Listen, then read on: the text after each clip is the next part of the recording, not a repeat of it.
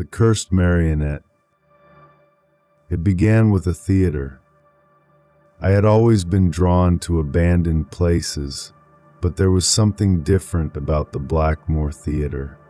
Its ruined facade stood out against the rest of the street, a husk of what once must have been a lively gathering place. The windows were boarded, the doors chained, and the sign above had long since faded, its letters eaten away by rust and rain. Still, there was a presence about it, something heavy that seemed to cling to the air around it. The night I entered, the air carried that familiar tang of mildew and rot.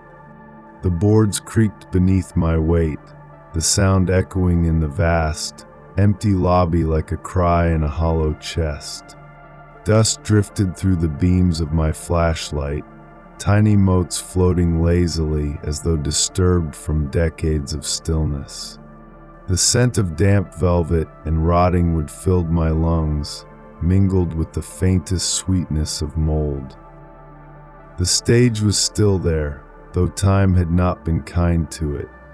The curtains were shredded, their once rich crimson dulled to brown, their fabric dangling like flayed skin. The boards were warped and uneven, splintered in places where the damp had eaten through. I stood at the edge, staring into the dark wings, and felt as though the entire building was watching me. It was there that I found it. The marionette hung from a single wire, suspended above the stage as though forgotten after a performance that had ended decades ago. Its wooden body was worn smooth, the paint flaked away from its face, leaving pale patches like scabs peeling from skin. Its eyes were black, not painted, but hollow sockets drilled too deep, as though the puppet maker had carved them not for appearance but for something to inhabit. I should have left it there, but there was a pull to it, subtle yet insistent, like the way one's gaze clings to a fire even when it burns too brightly. I stepped onto the stage, my boots thudding softly against the wood, the sound absorbed into the theater's vast silence. The air felt thicker, every breath catching slightly in my throat. Up close, the marionette was smaller than I thought, no taller than a child.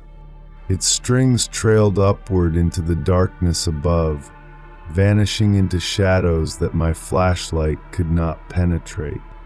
When I touched it, the wood was cold, too cold, as though it had been left in the snow. My fingers recoiled, yet I could not resist the urge to lift it free from its wire. The moment the weight of it settled into my arms, I heard something. Not sound exactly, but vibration, faint as a hum, rising through the puppet's frame and into my hands. It was like the faint reverberation of a plucked string, endlessly sustained. I carried it home.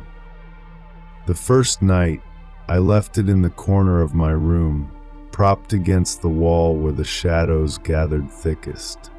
I told myself it was just an object, a piece of wood and string, a relic of theater history. Yet the longer I stared at it, the less it seemed like wood at all. The joints were too smooth, bending with an unnatural fluidity. Its head lolled to the side, and though it was faceless in expression, I felt certain it was watching me. Sleep did not come easily. The house seemed alive with sound, every creak of the floorboards amplified, every sigh of wind against the window like a whisper. I woke more than once, heart pounding, certain I had heard the faint rattle of strings against wood. Each time I turned on the light, the marionette was still in its place, head bowed, limbs splayed. But its position seemed different, subtly altered, as though it had shifted slightly each time my eyes closed. By the third night, the air in my room had changed. It was colder, denser, as though the puppet exhaled some presence that spread through the house. The smell of damp would fill the air, sharp and bitter, like wet bark left to rot. I tried to ignore it, but there were moments when I swore I heard faint noises, wood creaking as though underfoot, strings pulling taut, and once a faint tapping, rhythmic, like fingers drumming against the wall. The dreams came next. I dreamed of the theater. The stage was lit by a single spotlight, dust swirling in the beam.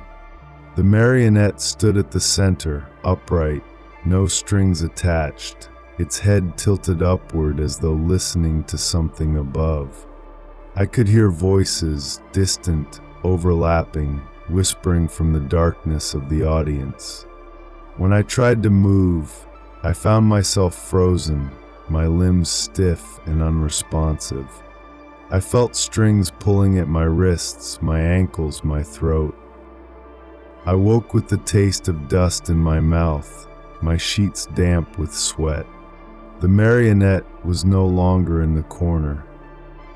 It sat on the chair beside my bed, its wooden legs dangling just above the floor, its hollow sockets angled directly toward me. The strings trailed upward into the shadows of the ceiling, though there was nothing there for them to attach to. My heart pounded so hard it hurt. I tried to tell myself I had moved it in my sleep, that I had carried it there without remembering. But the chair had been against the far wall, and the puppet was too heavy to have moved on its own. Still, I could not bring myself to touch it again. I sat frozen until dawn, when the gray light crept through the curtains and dissolved the shadows. Only then did the strings vanish, and the marionette sat limp once more, lifeless in the pale morning. I should have destroyed it, but I didn't. Every night it grew worse.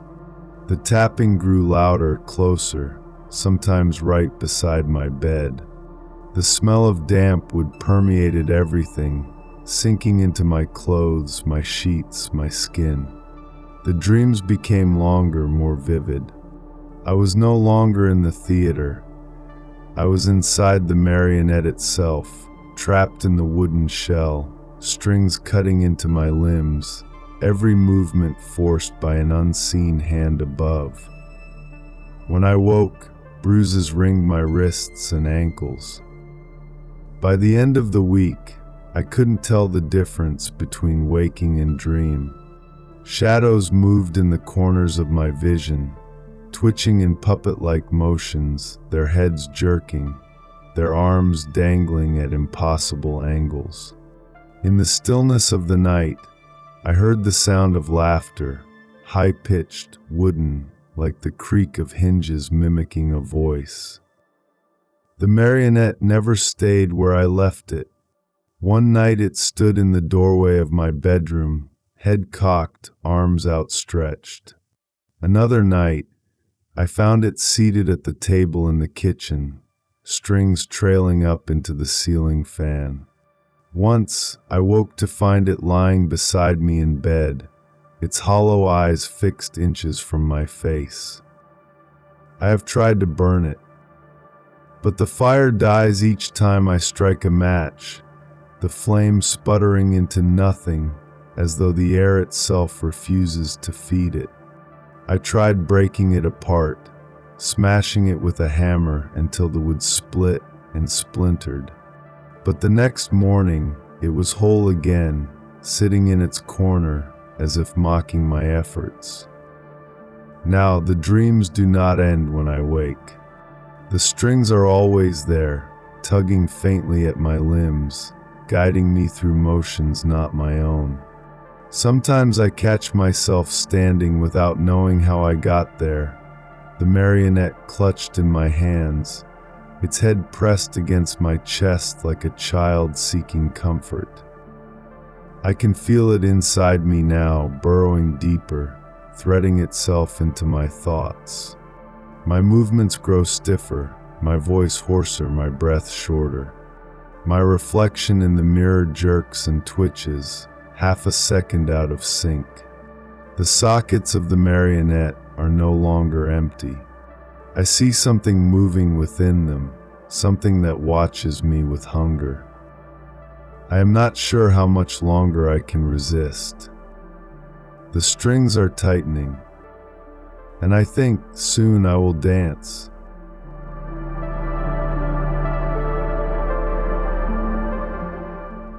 The lullaby of the music box.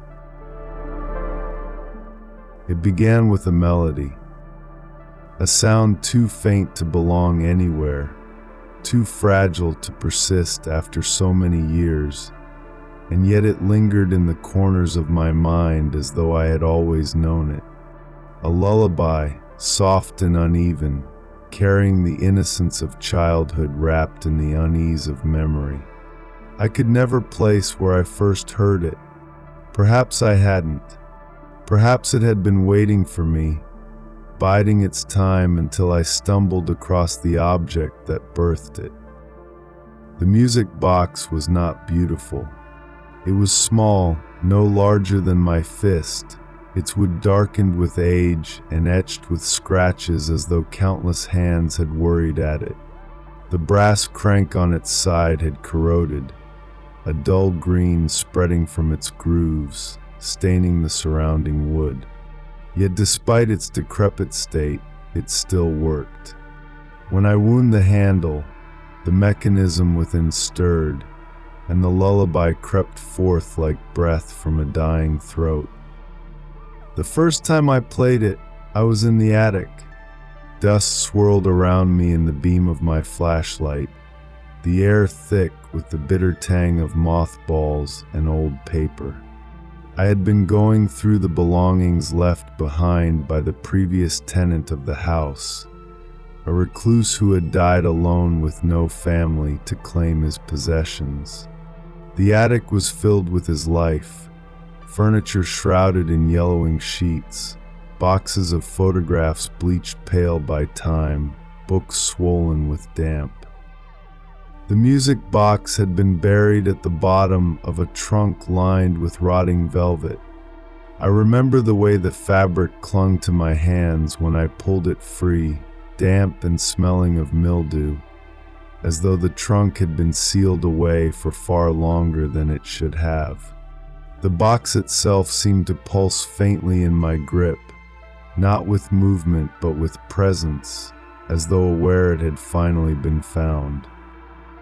When I turned the crank, the sound was thin at first, faltering, like a voice struggling to remember words it had long forgotten. But as the mechanism spun, the notes grew clearer. The melody was slow, deliberate, each tone drawn out longer than it should have been, the rhythm uneven, uncomfortably hesitant. Yet there was something captivating about it, something that compelled me to listen until the last note shuddered into silence. I didn't think much of it then, but that night, as I lay in bed, the lullaby returned. It was faint, a whisper of sound threading through the stillness of my room. My first thought was that I had left the music box open, but when I sat up, the box was nowhere near. I had left it in the attic, sealed back inside the trunk. Yet the melody continued, drifting through the air like smoke. The sound did not come from any one place. It filled the room, seeping from the walls, rising from the floor, dripping down from the ceiling. Every note lingered too long, overlapping with the next until the melody became a continuous sigh, a hum that pressed against my skull and settled in my teeth. I did not sleep that night. In the morning, the music box was waiting at the foot of my bed. I told myself I must have carried it down without remembering, that perhaps I had been more curious about it than I thought. But the trunk in the attic was sealed shut, the velvet lining still damp, the dust undisturbed except for where I had first uncovered it. There was no trail, no explanation. Only the box, small and unassuming, sitting exactly where I would see it upon waking. The days that followed blurred together. The lullaby played whether I touched the box or not. Sometimes faint, sometimes loud enough that the notes rattled in my bones. It followed me from room to room, slipping beneath doors, seeping through walls. At first it unnerved me, but soon I realized it was more than sound. The melody carried something beneath it, something deeper, hidden in the spaces between notes. Whispers, soft and indecipherable, spoken in voices too many to count. I began to see things. Shadows shifted in corners where no light should reach. They stretched too far, jerking in puppet-like movements, their limbs stuttering in ways that defied rhythm. Once, as I walked down the hall, I caught sight of a figure reflected in the glass of a picture frame. It was small, hunched, head cocked unnaturally to the side, lips moving in silence as though humming along with the music. When I turned, the hall was empty, but the reflection lingered for a heartbeat longer before dissolving into the glare. Sleep was impossible. Each time I closed my eyes, I dreamed of children. Their faces were pale, their features blurred, their mouths open as though singing. But no sound came from them, only the melody of the music box, swelling louder with every breath. They stood in circles, holding hands, swaying gently, their feet moving in uneven rhythm. I was always in the center, unable to move, unable to speak, the lullaby tightening around me like a noose. When I woke, the music box was always closer, sometimes on the nightstand, sometimes on the pillow beside me. Once, balanced on my chest, its lid open, the crank turning slowly on its own. I tried to destroy it. The first attempt was fire. I carried the box to the fireplace, built a blaze strong enough to char wood to ash, and tossed it in. For a moment, the flames consumed it, licking across the dark wood, blackening the edges. But the melody began again, louder than ever, as though the box was not burning but singing. The fire sputtered, the flames retreating, until only smoke remained. When it cleared, the music box sat unmarked in the ashes. The second attempt was force. I struck it with a hammer, wood splintering, brass bending. The pieces scattered across the floor, the mechanism crushed. But as I stood over it, chest heaving, I heard the lullaby begin again, faint at first, then swelling. The pieces trembled, slid together, fused as though time reversed itself. Within moments, the box was whole, sitting neatly at my feet, the crank spinning on its own. The third attempt was distance. I carried it to the river at the edge of town, the box wrapped in cloth, so I would not have to feel its surface against my skin. The water was black, swollen with recent rain, its current violent and merciless. I hurled the box into the depths, watching as it vanished beneath the surface. Relief washed through me, but when I returned home, the lullaby greeted me as I stepped through the door. The box was waiting on the table, dry and clean, its crank turning slowly as though mocking me. I realized then that it was not the box itself that mattered. The box was only a vessel. What mattered was what lived inside it. The presence grew stronger. The air in the house thickened, heavy with the scent of damp earth and something sweeter, rot masked by perfume. the cloying stench of decay hidden beneath a child's fragrance. The walls pulsed with faint vibrations, the floorboards trembling as though something beneath them was stirring. The whispers became words, not always clear, never consistent, but enough to understand their intent. They spoke of lullabies, of sleep that never ended, of voices joined together in eternal song. They wanted me to listen, to follow, to join. I no longer trust myself. There are moments when I catch my hands moving toward the box without command, fingers trembling as they wind the crank. My lips move, soundless, shaping the lullaby as though I were born knowing it. My reflection no longer follows me perfectly.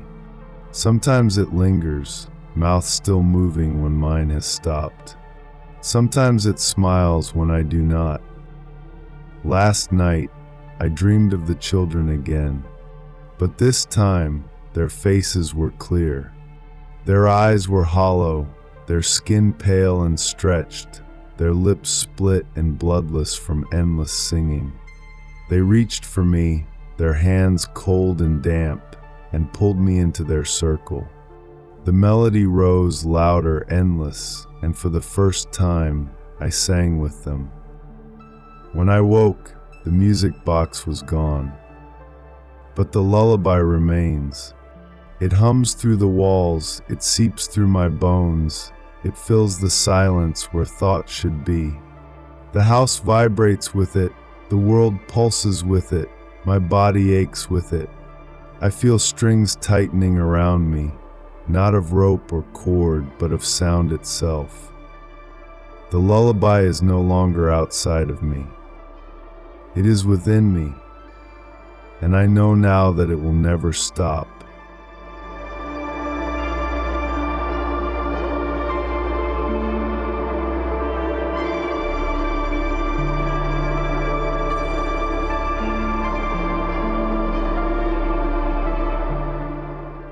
The Porcelain Bride. I first saw her in the antique shop, standing silently among the dust and clutter like she had been waiting for me. The shop itself was the kind of place people walked past without ever noticing. Narrow, crowded, choked with the stale smell of moth-eaten fabrics and varnished wood. The air carried the faint tang of rust and candle wax, a scent that clung to the back of the throat. Lamps with yellow shades glowed dimly in corners, but their light seemed to fall short of illuminating anything fully. Shadows crouched between shelves stacked with relics of forgotten lives. Old clocks that no longer ticked, framed photographs of strangers long dead, cabinets that creaked when you brushed past them. And there, on a pedestal draped with lace, was the doll. The Porcelain Bride. She was life-sized, taller than any doll I had seen, standing nearly to my chest. Her porcelain face was unnaturally pale, cheeks faintly rouged, lips painted a soft shade of rose. Her glass eyes shimmered with a glossy wetness, too sharp, too aware, as if they could follow me without moving. Her lashes curled upward, delicate yet stiff, a grotesque mimicry of human softness. She wore a wedding gown, yellowed with age, the fabric brittle, lace frayed into wisps that trailed across the floor. A veil of thin gauze cascaded down her hair, which was dark and dry like strands of straw. She should have looked harmless, fragile, even, but there was something in her stillness that unsettled me, a silence so deliberate it felt intentional. I didn't intend to buy her, yet when I left the shop, she came with me. I remember the owner's expression, smiling but tired, as though he was relieved. The way his hands lingered on the porcelain surface before letting go. When I brought her home, the house changed. It was small to begin with, but now it felt smaller. The walls seemed to lean inward, ceilings lower, the air heavier. I placed the doll in the spare room, thinking that would keep her presence contained. Yet no matter where I went, I felt her gaze. At night, I heard faint sounds. The drag of porcelain against wood, the whisper of fabric brushing across the floor, a slow, uneven creak as though weight shifted where no weight should be. Once, I awoke to the scent of dust and flowers, the brittle perfume of dried roses hanging thick in my room. When I turned on the lamp, the doorway was empty, but the veil of the porcelain bride lay across the floor, leading away like a trail. I told myself it was imagination. Old houses had their noises, and objects carried the weight of suggestion. But my denial frayed with each passing night. The dreams were the worst. They began simply, the doll standing in the corner of my bedroom, veil drifting as though in a breeze. Each night she crept closer, her head tilted, her lips curved faintly upward, her glass eyes gleaming like moonlight on water. Eventually, I dreamed of standing at an altar, the porcelain bride beside me. Her hand in mine ice cold, her painted lips parting. Her teeth were not porcelain. They were too sharp, too human, too wrong. The dreams bled into waking hours. Mirrors betrayed me. When I passed by, I sometimes caught a glimpse of her standing behind me, her head resting against my shoulder, her veil brushing my cheek. But when I turned, the room was empty. Once, in the bathroom mirror, I saw her face where mine should have been. My own features faintly beneath hers, her smile curving over my mouth, her glass eyes blinking in rhythm with mine. The air in the house soured. What once smelled of wood and dust now carried something sweeter, rotting flowers, perfume left too long in a sealed bottle. It was cloying, suffocating, seeping into my clothes, my skin, my lungs. Sometimes I woke choking on it, coughing until my throat burned, the phantom taste of ashes on my tongue. And always, always, the faint scrape of porcelain shifting against wood. I tried to move her. The first attempt was simple.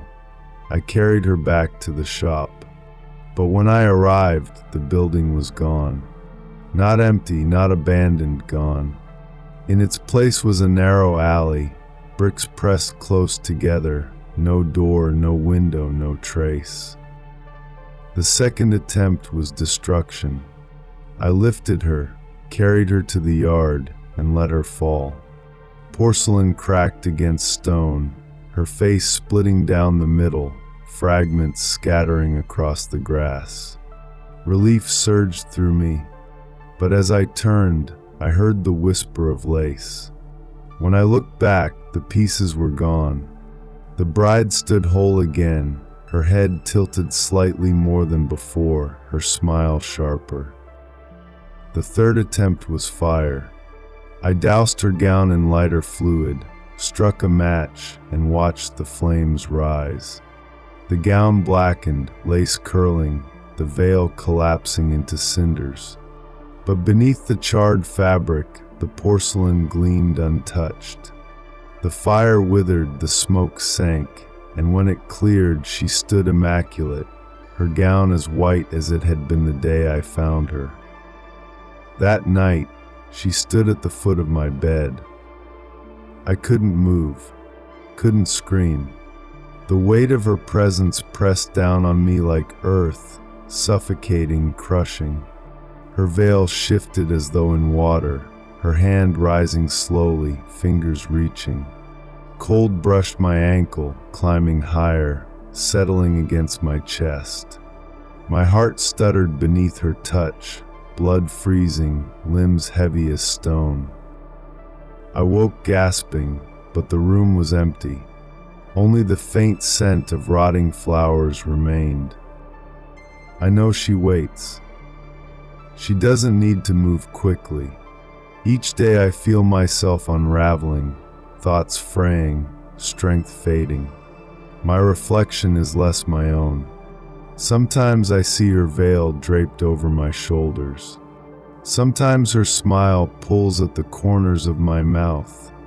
My skin looks paler, stretched thin, almost porcelain. The bride does not want to be destroyed. She wants to be worn.